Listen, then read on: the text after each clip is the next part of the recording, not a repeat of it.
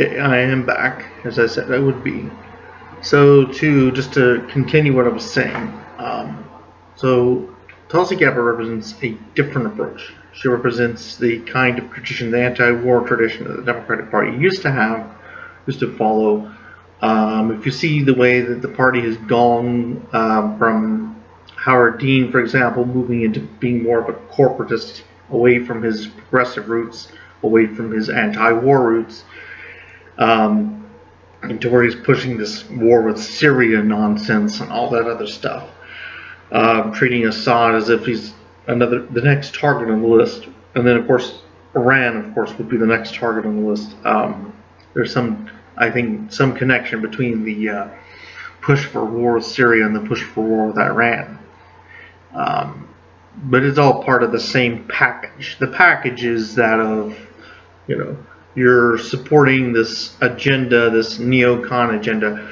There was a lot more front and center ever since the Bush administration, a lot more consistent since the Bush administration, but there were echoes of it and hints of it prior to Bush. Let's not pretend it just started with Bush and Cheney and so forth. If you look at what we did in Vietnam, if you look at what we did with Mossadegh in Iran, if you look at what we did with Guatemala, if you look at what happened several times with governments, Chile and so forth, look, we installed Castro and then we turned against him. We installed the Sandinistas and then we turned against them. We installed the Shah, so it's like, okay, what have you done for us lately? We're all buddy-buddy with Saddam Hussein for about 8 years during the Iran-Iraq war, and then all of a sudden, of course, we turn against Saddam. Despite this, the fact that we were even covertly helping Dr. Gerald Bowles set up his super gun Babylon project business that he was doing back in the 80s. He just finished about the time and was assassinated, I believe, about the time that Saddam was preparing to invade Kuwait.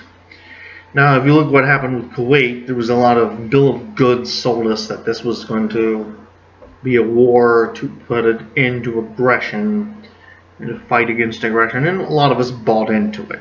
Okay. In 1990 with Desert Shield, in 1991 with Desert Storm. But I think if you look at the record now, it's pretty obvious that what we were doing was saving the necks of the House of Saud. This was nothing about stopping aggression. It was about keeping the petrodollar going.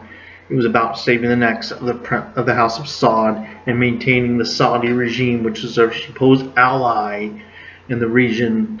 Reagan sold AWACS to them. There was a lot of protests back then. You had people like Spiro Agnew was all friendly with them. But the fact of the matter is the Saudis have never really been our friends.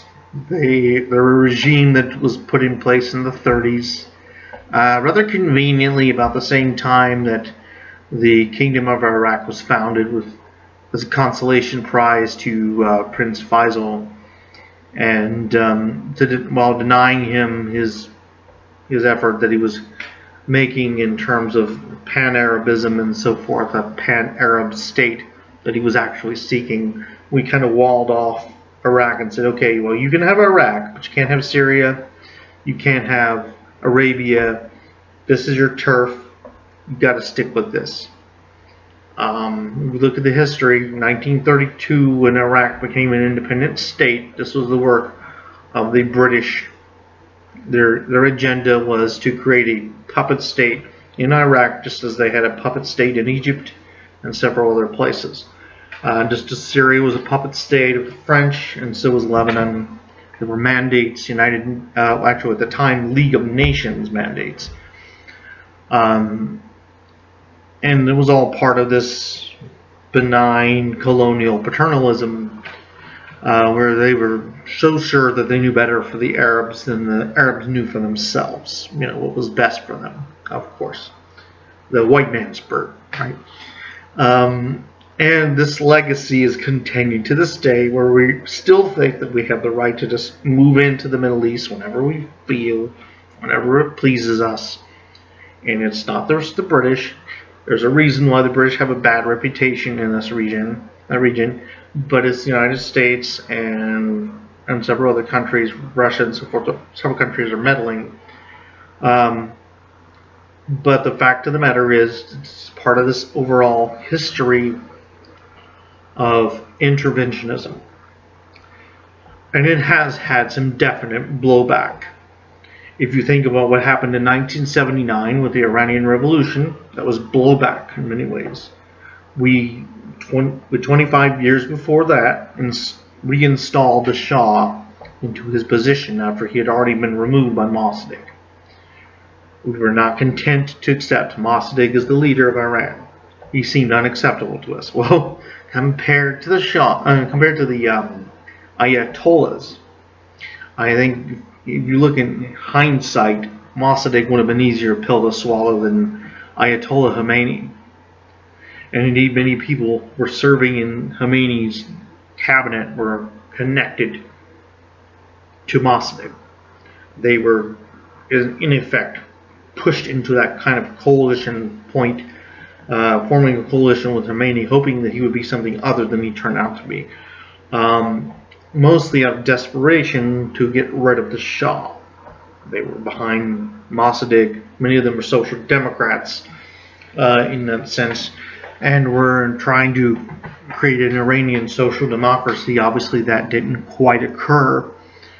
But if you look at what's been going on, we've been meddling in Iran for a very, very long time. 1941, removing Reza Shah in the House of Pahlavi, the founder of the House of Pahlavi, after a 15-year reign, removing him from power and putting in his son, Mohammed, who was a more easily manipulated kind of puppet king in many ways. He had his own domestic agenda and so forth, and he was trying to build a different kind of Iran, and there were certainly bright spots in his regime, but there were the dark side for sure. Savak, the number of people who were killed by Savak, the Shah's secret police in Iran, they went abroad and they would kill enemies and dissidents and so forth. People were against the Shah. So, if you look at what has happened, this is part of continuation. This did not begin. The new conservatism did not begin with Bush, but it went on steroids with Bush. It seriously went on steroids. I mean, if you look at how active we were in engaging in two wars at the same time, two protracted campaigns of nation building and regime change in Iraq and in Afghanistan, when a surgical operation against Al-Qaeda specifically would have been much more effective. Our goal should have been simply to find bin Laden and get rid of him somehow. Stop bin Laden and Al-Qaeda. Those were our enemy. It was not a war on terror.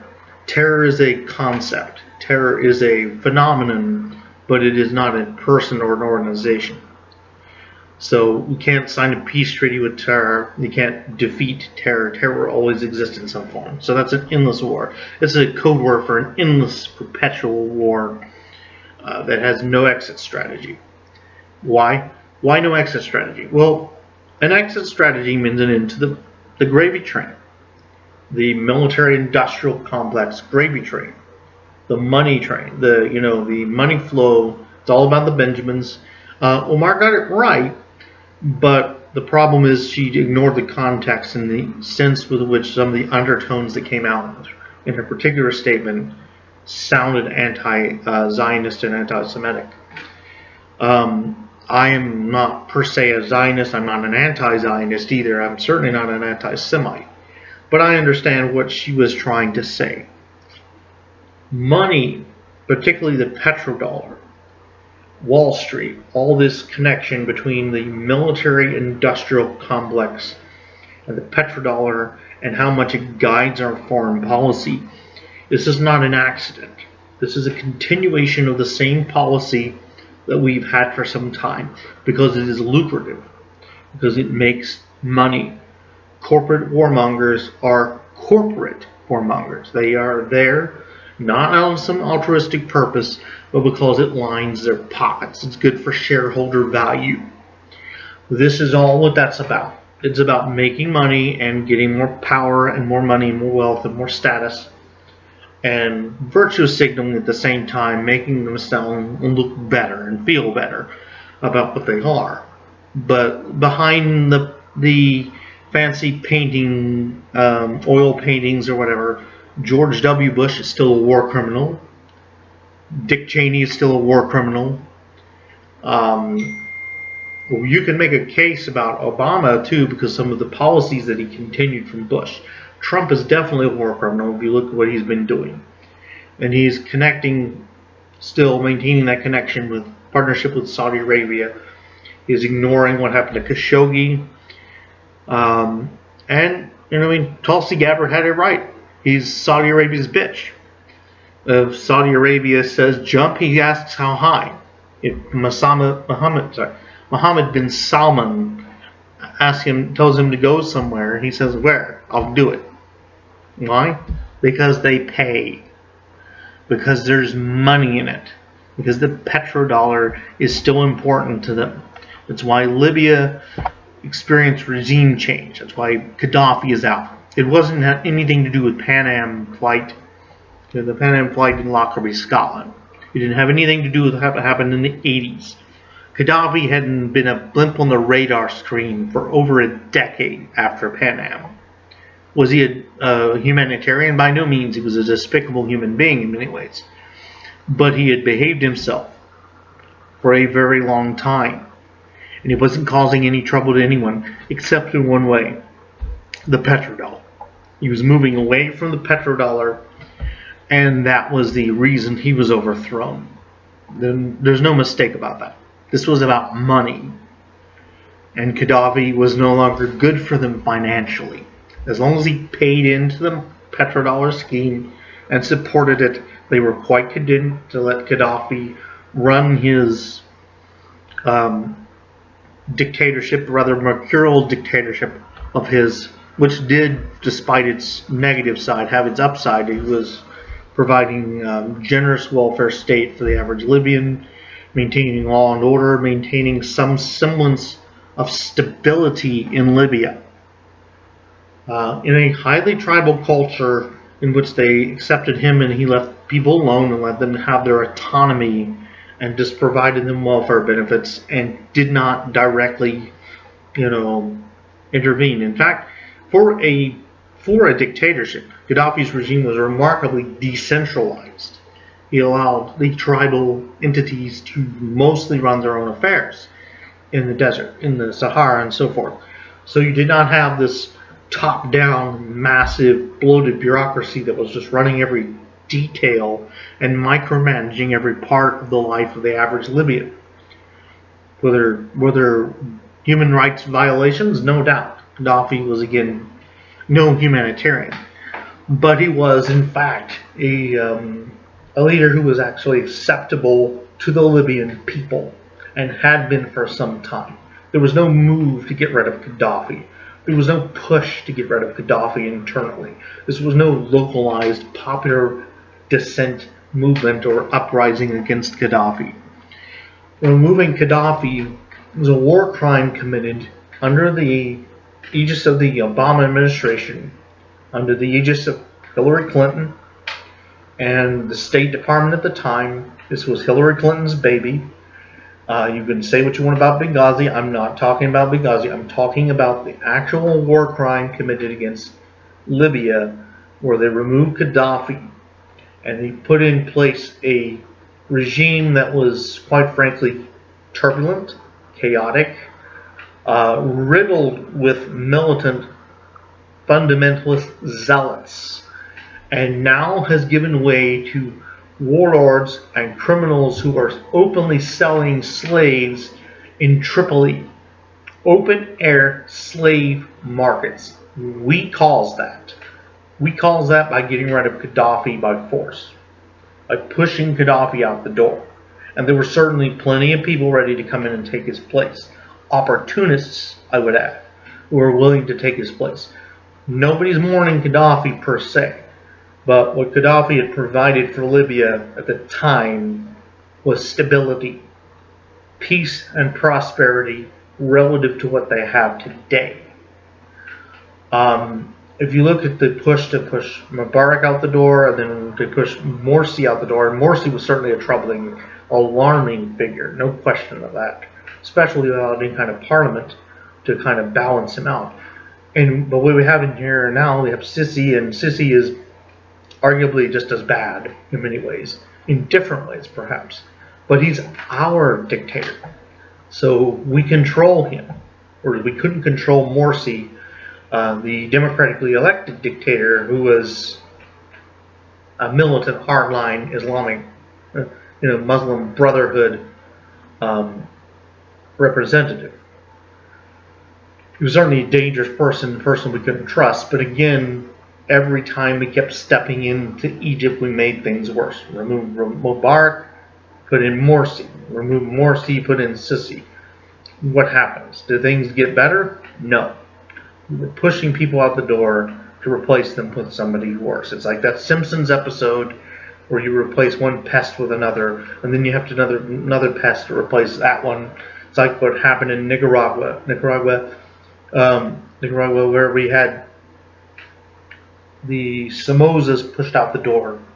We removed the Somozas, and then we put in the Sandinistas. But the Sandinistas were not necessarily dancing to our tune. So we have a problem of the Contras being pushed. We were pushing the Contras. So what happens? What happens in this country where we have a government pushing this, in the world we're having this government pushing this regime change policy? It's not an isolated case. It is a case of, how do we put this? It is a case of deliberately destabilizing countries, forcing in new regimes, and then when those regimes don't, bow to us enough and push the petrodollar enough and line our pockets enough and don't pay the right tribute to us, do the right homage, and do whatever we want, we push them out and we replace them. So you get rid of Reza Shah, and you put in Mohammed. Mohammed doesn't seem to be doing enough, so we allow Mossadegh to take over, but then Mossadegh seems to be doing things we don't want him to do, so we push Mossadegh out. And then we get the Shah back, we get Mohammed back. Mohammed Shah Pahlavi, we push him back into office, put him back in power for another 25 years, and then what happens? Khomeini seizes power. So Nicaragua, Iran, Iraq, Syria, it's a pattern. It is a pattern. Libya, look at all the governments in Pakistan that have emerged. Look at all the governments in Afghanistan that have emerged. We were not content to simply leave Afghanistan after we helped them get rid of the Soviets. We were helping Bin Laden. We were actively helping Bin Laden at one point in his push, because he was a useful ally to us against the Soviet Union. This is a fact. He was a CIA asset. This was a CIA proxy war that we waged against the communist regime in Afghanistan, with the Mujahideen, with Al-Qaeda. This is where we are. This is our foreign policy. This is our national foreign policy. Remove anyone that is a threat to the corporate agenda. what I call a corporate imperialist approach. Corporate imperialism. It is an empire funded by, pushed by, engineered by, supported by, and conducted on behalf of corporations. Our foreign policy is being dictated by big business. This is a fact. If you look where things are going, Trump, unfortunately for him, accidentally said the quiet part out loud. Or maybe he didn't accidentally say the part out loud. Maybe he thought it was just safe to say the quiet part out loud. But the Saudis are lining his pocket. The Saudis are lining our pockets. Look at what happened was we're making bank off the war in Yemen. Bank. That's why Trump does not want to support this, effort in the war in Yemen. And you notice we passed a bill. It actually passed with bipartisan consensus in the Senate and in the House to end the war in Yemen, to stop the business of supporting the Saudi war in Yemen, a genocidal war against the Houthis, a genocidal war against a Shia tribe on behalf of the Salafist regime that was being propped up by Saudi Arabia. So you have this proxy war, and we were voting to end our role in it, which would have hurt big business because they would not have been able to sell off huge amounts of money to the Saudis that they could then use in Yemen.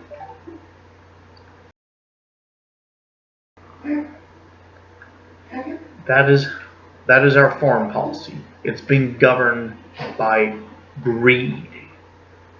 Greed, plain and simple. That's why Tulsi's Stop Arming Terrorists bill is not supported in Congress. Why? And why the bill, or the veto by Trump, was not overridden in the Senate and not overridden in the House. Because there are enough people who are making enough money, lobbyist money, PAC money, all kinds of things like that, donations to their campaigns that are dependent upon big business continuing to line its pockets. This is good for business, and they don't want the gravy train to stop rolling. This is where we are. And so, of course, they're going to smear Tulsi Gabbard. She is a threat to the gravy train. She is the sort of person who would have said no to us propping up the apartheid regime in South Africa. She's the sort of person who would have been absolutely, had she been in politics, an adult in Congress at the time, would have opposed the effort to maintain the Botha regime in South Africa, who would have insisted on the release of Mandela. Now, Mandela had his problems, and the African National Congress had their problems, no question of that. If you look at Zuma and his presidency, how he treated the AIDS issue, how he put the blame on the victims, the AIDS patients, and so forth, and denied that AIDS was something he really needed to worry about. And you look at his criminal record, or I think it was actually Mbeki that was doing a lot of that with the AIDS, but Zuma, well, I was getting the two confused with each other, Thabo Mbeki.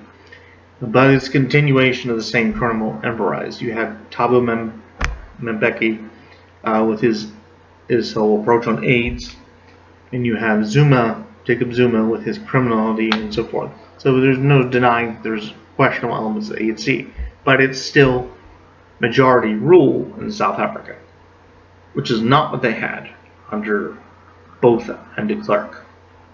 Although, to give de Klerk credit, he was moving in that direction. He was the transitional figure who helped push apartheid out of the door. But the point is, the racist apartheid South African policy, that was something that we maintained in the name of the Cold War. Again, all tied in with the petrodollar, and the foreign policy we have had, which is corporate imperialism. Now, I'm not saying that the Soviet Union were any prizes or that their proxy states were not dictatorships with human rights violations and all kinds of problems. No doubt. No question of that. There were some issues with the Sandinista government in Nicaragua. There were some issues with, of course, the FARC terrorists and their kidnappings and so forth in Colombia. But what I'm saying is this. Our foreign policy has been driven more by dollars and less by cents, if you know what I mean. More by money than by any actual belief in freedom or capitalism or democracy or anything like that. The only capitalism part there is the wealth being increased for the capitalists themselves. It wasn't about an ideology. It was about money. It's about propping up people who will make money for us. This was all that was about. You know, the arms dealers they would have loved to have been able to sell to South Africa longer than they did. Public pressure forced us to abide by the embargo against South Africa. But remember, before the embargo, we were selling weapons to South Africa. So you have to think about what was going on there. You know, what was happening? Why were we in bed with the South Africans? Why were we so closely tied in with them, with the Afrikaner regime there, the National Party regime, which was the party that instituted apartheid in its final form? Why were we connected to them? Why were we involved with Jonas Savimbi and the UNITA insurgency in Angola? What was the motivation there? Why were we connected closely with Portugal and its efforts to maintain its colonial system and policy and so forth in Angola for as long as we were? So there's a lot of this going on, and you know, it's our foreign policy. It's been our foreign policy for some time. It's guided by greed, plain and simple greed. It's about the petrodollar. Make no mistake. So when they bash Tulsi Gabbard, when they attack her, the motivation is directly tied in with the desire to maintain the military-industrial complex, something that Eisenhower warned us about in his farewell address. He's not saying don't have armaments factories and don't make weapons that we badly need for our troops. That's not what he was saying. He was not attacking the institution or existence of the military. What he was saying, based on his own experience as president and as general, was the power. There was way too much power already, and there was going to be too much if this trend continued, and it did. Power for the munitions makers, power for the lobbyists, power for the politicians, and all this money lining pockets. All of this was tied in together, and he was warning us of what could happen, especially in danger at the time of the Cold War, when so many other matters were so urgent. It was easy to let this kind of fall to the wayside. But Eisenhower was prescient enough. He was prophetic in his warning in the farewell address about what we were risking getting into here. We were in danger, and we have fallen into that trap of letting the tail wag the dog, of letting our foreign policy be guided by those who benefit most directly from the most aggressive foreign policy, the most imperialistic foreign policy. You have these profiteer types who are absolutely determined to line their pockets, no matter what they have to do, to continue the gravy train rolling, the war budget gravy train and the petrodollar gravy train. This is where we are. So yes, I support Tulsi Gabbard. I believe that she is about what I'm about, a humanistic foreign policy one that is based on humane considerations, on avoiding these unnecessary wars, these nation-building wars, these regime change wars, this forever warfare state, this war machine that we have now. This is the sort of thing that where they have been manufacturing consent for it for some time, with propaganda, with the news media going along with it. And how are they going along with it? Well, look who owns most of the news media. Major Fortune 500 corporations who are directly benefiting from the war machine. When the munitions makers own the news directly, they are nothing more than armaments industry propaganda machines. That is all they are. And they are directly tied in with the state, the way the state apparatus is directly connected with the national security establishment that is benefiting from it as well, and is pushing the same line, the same agenda, the same national security establishment that lied to us about Iraq, looked at us in the person, directly in the eye, in the person of George W. Bush, and lied to us about Iraq. It was not a mistake. It was a lie. It was a lie that was used to get us into a war that was not our war. It has destabilized Iraq, and it has paved the way for ISIS. It has paved the way for Al-Qaeda. It has paved the way for all of this destabilizing element here. And you've seen it spread to Syria. You've seen it spread elsewhere. And the effort to overthrow Assad, nobody's saying that Assad was any prize. Again, Assad has had his share of problems, just like his father did, Hafez Assad did. But the effort to overthrow him has led us to get into bed with these elements. Al-Nusra, so-called white helmets. Who are the white helmets? They're war criminals.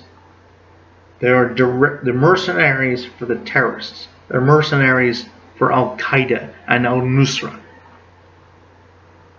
So we are in bed with Saudis. We are in bed with Netanyahu. We are in bed with the military-industrial complex. This is our foreign policy.